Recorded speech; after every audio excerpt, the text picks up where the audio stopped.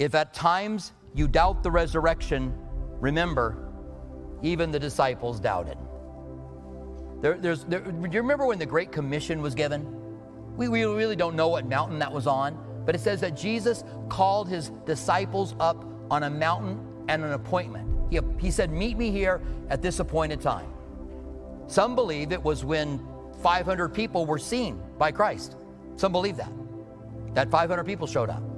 But it says that's where Jesus said to go and make disciples of all nations, baptizing them in the name of the Father, the Son, and the Holy Spirit, teaching them to do all of the things that I have commanded you. And then it says, and some of them doubted. They made an appointment. They went to meet Jesus. He's right there in front of them. Jesus, and some of them doubted.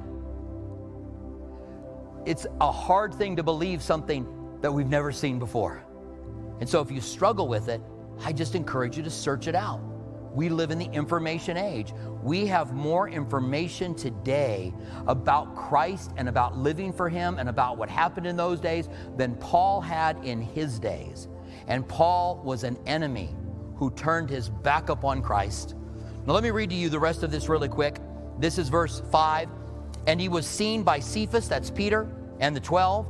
After that he was seen by over 500 at once, of whom the greater part remain to this present, but some have fallen asleep.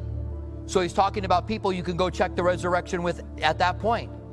After that, he was seen by James, who was his brother. He's already appeared to the disciples, but now James, his brother, becomes a believer. And during the ministry of Jesus, his brothers thought he was crazy. Remember, they came because they thought he was out of his mind? I like what Frank Turek says here on this point.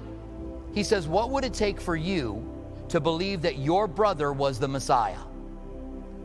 What do you think it took for James to believe that his brother was the Messiah? Jesus appeared to James. Then to all the apostles, and least of all, he was seen by me also as one born out of due time. Now, scholars agree that Corinthians was written by Paul.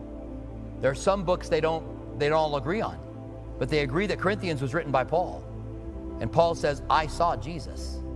This is a first-person account, an eyewitness account of the resurrection, which is the strongest evidence that you can have, plus Paul's changed life, because he was an enemy of the very people he became a part of later on.